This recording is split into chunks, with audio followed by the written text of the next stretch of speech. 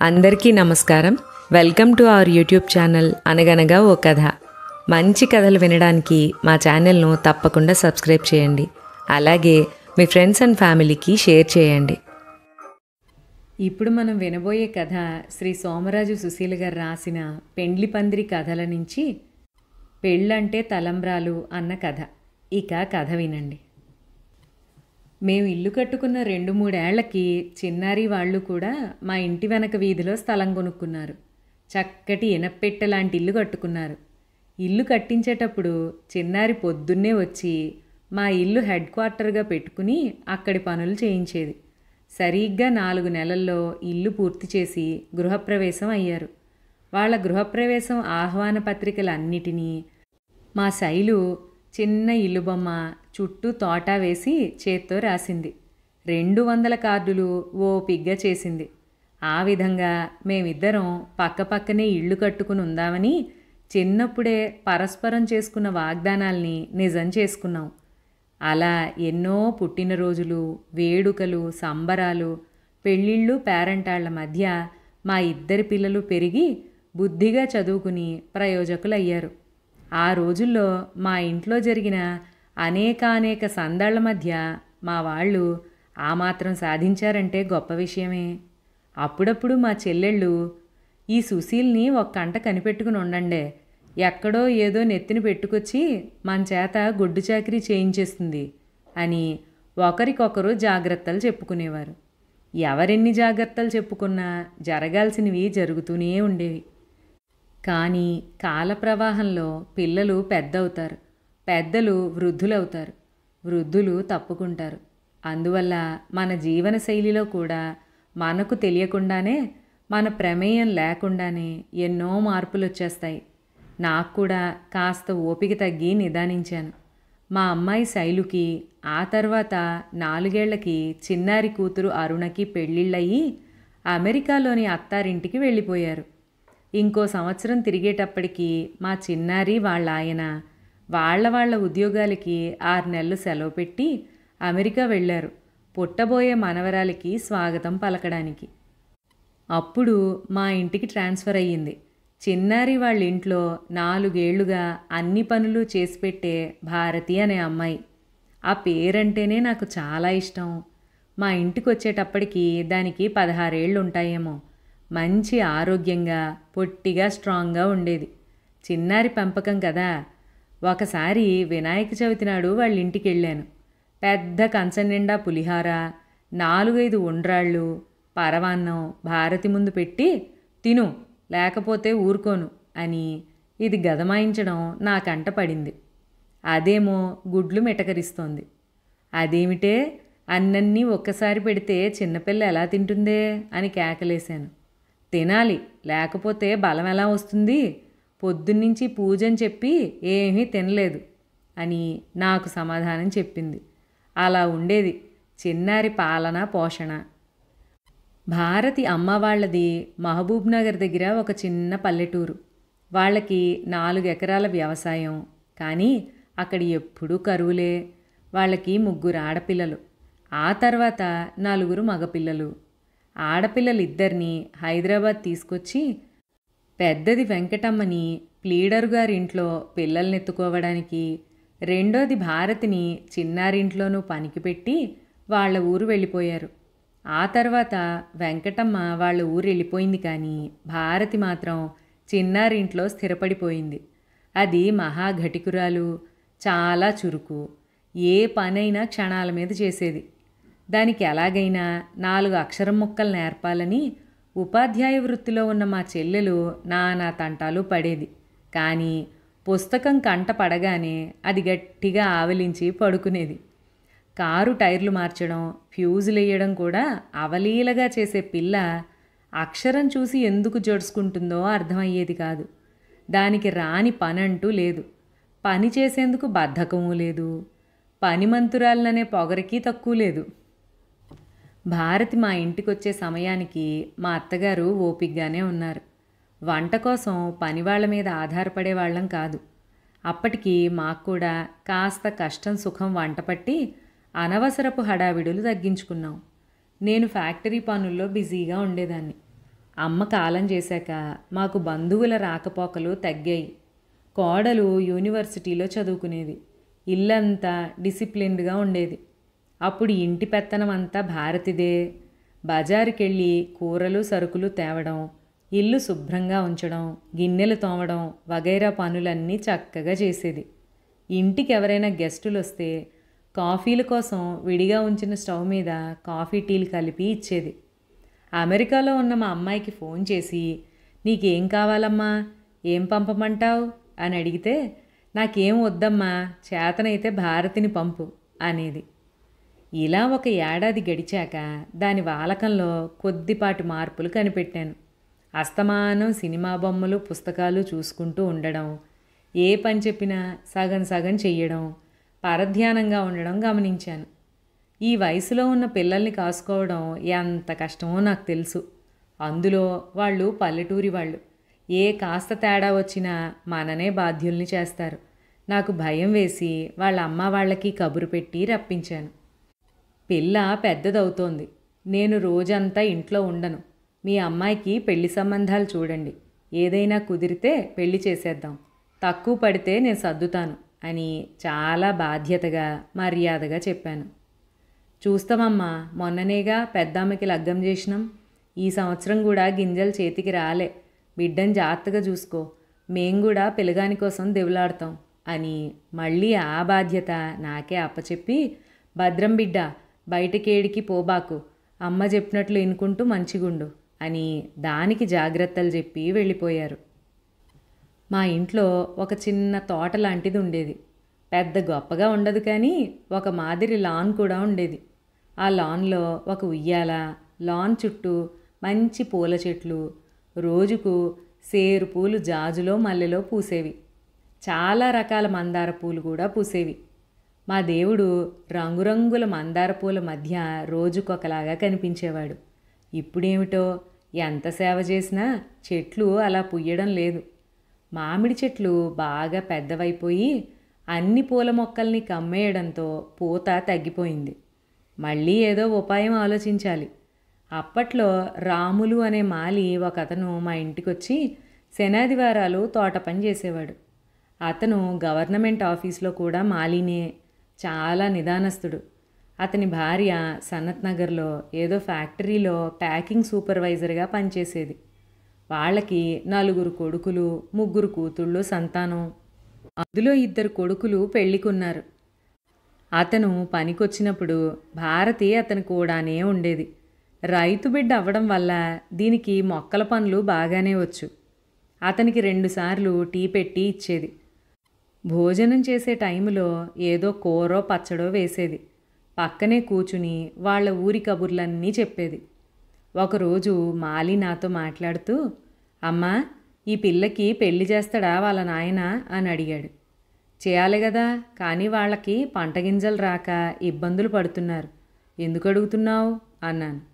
ఏం లేదమ్మా, నా కొడుకు ఇంటికాడనే ఉంటున్నాడు. 10వ తరగతి దాకా చదివిండు, కానీ దోస్తులతో తిరిగి పరేషాన్ చేస్తున్నాడు. పెండ్లై భార్య వస్తే కుదురుకుంటాడేమోనని అనుకుంటున్నాం. ఆయనకిస్తే చేసుకుంటాం అన్నాడు. పిల్లవాణ్ణి తీసుకురా ఓసారి చూస్తానంటే ఒకరోజు తీసుకొచ్చాడు. చూడ్డానికి లక్షణంగా ఉన్నాడు. మంచి రంగు, ఒడ్డు, పొడుగు, బాగున్నాడు. నేనేదో 2 ప్రశ్నలు వేశాను. ఉద్యోగం వస్తే చేద్దాం అనుకుంటున్నానని, ప్రయత్నాలు చేస్తున్నానని చెప్పాడు. అతన్ని భారతికి కూడా చూపించాను. అమ్మ వాళ్ళని పిలిపించనా అని అడిగితే నీ ఇష్టం అంది.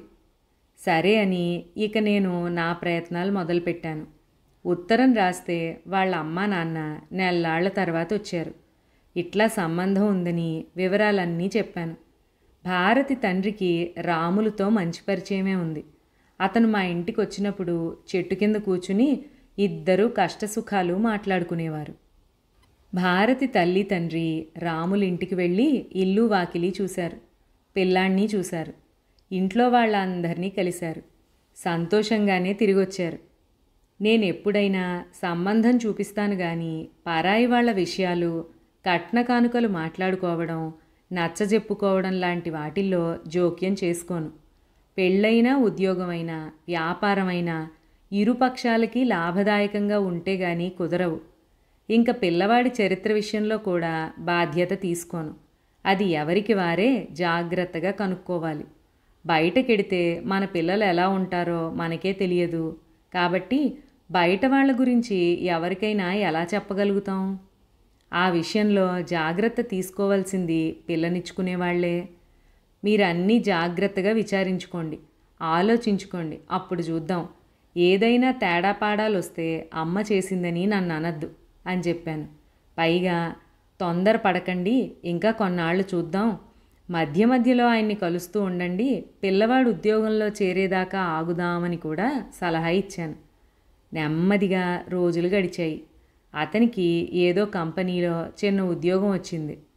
సనత్ నగర్లో కంపెనీలకేం తక్కువ, ఉద్యోగాలు రాను వస్తాయి, పోను పోతాయి. పిల్లవాడికి ఉద్యోగం వచ్చిందని తెలిసాక ఆడపెళ్లివారు వాళ్ళని పిల్లని చూసుకోవడానికి రమ్మని ఆహ్వానించారు. ఒక ఆదివారం సాయంత్రం అల్లుళ్ళు, కొడుకులు, కోడళ్ళు, మనవలతో సహా కుటుంబం అంతా పిల్లని చూసుకోవడానికి వచ్చారు. మేము మా పోర్టికోలో జంపఖానాలు పరిచి, కుర్చీలు వేయించి, స్వీట్ షాప్ నుంచి సమోసాలు, జిలేబీ తెప్పించి తగిన మర్యాదలు చేశాం. భారతి అందరికీ టీ పెట్టి ఇచ్చింది. 2 రోజులాగి భారతి తల్లిదండ్రి వెళ్ళి అన్నీ మాట్లాడుకుని వచ్చారు. పెళ్ళికొడుక్కి తులం బంగారం, 2 జతల బట్టలు, సైకిలు, వాచి, మంచాలు, బీరువా, ఫ్యాను ఇవ్వాలి. ఆ ఇంటి పెద్దలకి బట్టలు పెట్టాలి. ఆడపడుచులు ముగ్గురికి 3,000 ఇవ్వాలి. వాళ్ళు పిల్లకి 2 తులాల బంగారం, 2 పట్టు చీరలు పెడతారట. ఎంత తక్కువలో తక్కువగా అనుకున్నా వాళ్ళకివ్వవలసిన దానికి 20,000, పెళ్లి ఖర్చుకి 10,000 అవుతాయి. వాళ్ళ నాన్న 20,000 తెస్తానన్నాడు. నేను 10,000 ఇస్తానన్నాను. ఇంకా తక్కువ పడితే దాని జీతం డబ్బులు 4,000 నా దగ్గర ఉన్నాయి. మళ్ళీ 10 రోజుల తర్వాత పెళ్లివారి కుటుంబం మరికొంతమంది చుట్టాలతో సహా వచ్చారు. 5 రకాల పువ్వులు, పళ్ళు, ఒక చీర, ఉంగరం తెచ్చారు. భారతి వాళ్ళ నాన్న వాళ్ళ పద్ధతిగా దావత్ ఏర్పాటు చేశాడు. ఇంక నేను అటు పక్కకి పోలేదు, నన్ను చూస్తే మొహమాట పడతారని.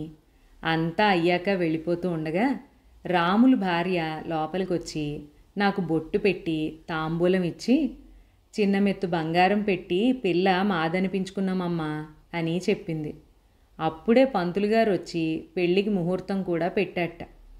మా ఇంటి వెనకాలే అమ్మవారి గుడి ఉంది. ఆ గుడిలో 7 దేవతలుంటారు.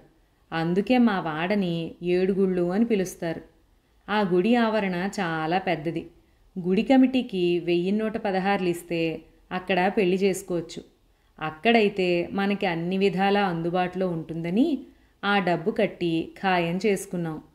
మా ఫ్యాక్టరీలో మల్లేష్ అనే అతను నైట్ వాచ్మెన్గా పనిచేసేవాడు. అతను అంతకుముందు ఆర్మీలో వంటవాడిగా పనిచేసేట. భారతి పెళ్ళికి తనే వంట చేస్తానని, గిన్నెలు, సరుకులు అన్నీ తనే ఏర్పాటు చేసుకుంటానని చెప్పాడు. అమ్మయ్య, భోజనాల విషయంలో బాధ్యత తీసుకునేవాడు ఒకడు దొరికాడు కదా అని సంతోషించాను. పెళ్ళంటే మరి మనలాంటి వాళ్ళకి భోజనాలే కదా. సుమారు 150 మంది దాకా అవుతారని చెప్పాను. దానికి తగ్గ ప్రయత్నాల్లో తల మునకలయ్యాడు. ఆ రోజుల్లో నేను లయన్స్ క్లబ్లో చురుగ్గా పనిచేసేదాన్ని. భారతి వాళ్ళందరికీ బాగా తెలుసు. దానికి పెళ్ళని తెలియగానే మా క్లబ్ వాళ్ళంతా చాలా సంతోషించారు. తలో 200 వేసుకుని వంటింటికి కావాల్సిన స్టీలు గిన్నెలు, డబ్బాలు, కంచాలు, గ్లాసులు, 2 స్టీలు బిందులు, బేసిన్లు కొని పెళ్లి కానుగ్గా ఇచ్చారు. మర్నాడు పెళ్ళనగా వాళ్ళ అమ్మా నాన్న, తమ్ముళ్ళు, మేనత్తలు, ఇతర బంధువులు ఒక 25 మంది దాకా వచ్చారు. నేను తెలంగాణలో చాలా కుటుంబాల్ని చూశాను. పెళ్ళంటే గందరగోళం పడరు. చాలా నిదానంగా, తాపీగా పనులు చేస్తారు. వంటలతో సహా అన్నీ మగవాళ్లే చూసుకుంటారు. ఆ విషయం ముఖ్యంగా నాకు నిజంగా ఆశ్చర్యం కలిగించే విషయమే. ఊరి నుంచి వచ్చిన ఆడపెళ్లివారందరూ వెళ్ళి గుడంతా శుభ్రం చేశారు. మంచి మండపం తయారు చేశారు. మా కొబ్బరి చెట్టు, మామిడి చెట్టు కూడా తమ వంతు సాయం చేశాయి. మర్నాడు ఉదయం మగపెళ్లివారు 60-70 మంది 9 కల్లా వచ్చారు. పంతులు గారిని వాళ్లే తీసుకొచ్చారు. చిన్న డోలు సన్నాయి వాద్యం పెట్టి పెళ్లి కూతుర్ని మండపానికి ఊరేగింపుతో తీసుకుని వెళ్ళారు. ఇప్పుడు కొత్త సమస్య వచ్చింది. పెళ్లివారిని పిల్ల తల్లొచ్చి పలకరించాలి కదా, కానీ ఏ వేళటికి అది రాదే. వెంకటమ్మ కూడా 3 నెలల కూతుర్ని ఒళ్ళో వేసుకుని ఒక చెట్టు కింద కూర్చునుంది. నాకేమీ అర్థం కాలేదు. ఎందుకు అలా కూర్చున్నావని అడిగితే మాకేమీ సరిగా మర్యాదలు జరగలేదని ఖచ్చితంగా చెప్పింది. తర్వాత తెలిసింది వాళ్ళ ఇళ్లలో ఆడపిల్లివారిదే పై చేయిట, పిల్ల తల్లికి చాలా లాంఛనాలు జరపాలట. ఇదేదో బాగానే ఉందే అని సంతోషించాను. వాళ్ళని అలా వదిలేసి పెళ్లి పనులన్నీ నేనే చూశాను. వాళ్ళ నాన్న మాత్రం నా వెనకాలే తిరుగుతూ అన్నీ చేయించాడు. మల్లేషు వంట అద్భుతంగా చేశాడు. ఇప్పటి వరకు నేను నా జీవితంలో కనీసం 1000 పెళ్లి భోజనాలు చేసుంటాను. కానీ ఆ రోజున నేను చేసినంత కమ్మటి భోజనం ఎప్పుడూ ఎక్కడా దొరకలేదు. అసలు కిటుకు ఏమిటంటే మెనూ సింపుల్గా ఉండాలి. అక్కడ మన మెదడుకి పరీక్ష పెట్టి ఓడిపోయేలా ఉండకూడదు. వంట వేడిగా ఉండాలి. మనం పడి మర్యాదలు చేయాల్సిన అతిథులు ఉండకూడదు. అంతా మనవాళ్లే, మనలాంటి వాళ్లే ఉండాలి. అప్పుడే మనం భోజనాన్ని వైనంగా ఆస్వాదించగలుగుతాం. వంట ఘుమఘుమలాడిపోయింది. పులావు, బగారా బెంగను, పాలకూర పప్పు, అన్నం, టమాటా పచ్చడి, చారు, వాటిపైన కారం బూందీ, చివరికి చిన్న లడ్డు. ఇంకేం కావాలి? మా ఫ్రెండ్స్ అంతా కూర్చుని హ్యాపీగా తాపీగా తిన్నాం. పెళ్లి హడావిడంతా అయ్యేటప్పటికీ 4 అయ్యింది. అప్పగింతలయ్యాక వాళ్ళు వీళ్ళు ఒడిబియ్యం పోసుకున్నారు. పనిలో పనిగా నన్ను కూర్చోబెట్టి నాకు కూడా బోలెడు బియ్యం పోశారు. వాళ్ళకి ఇంకో ఆచారం ఉంది. పెళ్ళయి అత్తవారింటికి వెళ్ళిపోయే పెళ్లి కూతురు తల్లిగారింట్లో కళ్ళుకుండ పెట్టి నిండా కళ్ళు పోస్తుందట. తల్లిగారింట్లో రోజు కళ్ళు పొంగాలని, అంటే సంతోషాలు పండాలని కోరుతుందన్నమాట. నేను వద్దంటున్నా వినకుండా మా ఇంట్లో కళ్ళుకుండ పెట్టే వెళ్ళారు. నిజం చెప్పాలంటే మా ఇంట్లో ఆ సమస్య ఎప్పుడూ లేదు. సరే, వాళ్ళ ముచ్చట కాదండం ఎందుకు. ఈ పెళ్లి జరిగి ఇప్పటికి 20 సంవత్సరాలైంది. భారతి వాళ్ళ అత్తగారు చేసిన కంపెనీలోనే పనిచేస్తోంది. దాని కూతురు కొడుకు బాగానే చదువుకుంటున్నారు. వాళ్ళ ఆయన అప్పుడప్పుడు ఏదైనా పనిచేస్తాడు. మామగారు ఇంటిని 4 ప్లాట్లుగా మార్చి ఈ కోడలికే అందరికన్నా మంచి ప్లాట్ ఇచ్చాడు. అది అప్పుడప్పుడు వచ్చి అక్కని చూసి పెడుతూ ఉంటుంది. ఏదో కాలం అలా అలా గడిచిపోతుంది. ఈ చక్కటి కథ ఇక్కడితో సమాప్తం. అలాగే సుశీల గారి అభిమానులందరికీ ఒక చిన్న ప్రశ్న. ఈ కథలో ఆవిడ భారతి అన్న పేరంటే నాకు చాలా ఇష్టం అని మెన్షన్ చేస్తారు. ఎందుకో ఎవరైనా చెప్పగలరా? క్లూ ఏంటంటే ఇంతకు ముందు కథల్లో ఆవిడ ఆల్రెడీ చెప్పున్నారు. అదే క్లూ. సో ఎవరైనా చెప్తారేమో చూద్దాం కామెంట్స్లో. అలాగే మరొక మంచి కథలో మళ్ళీ కలుసుకుందాం. అంతవరకు సెలవు.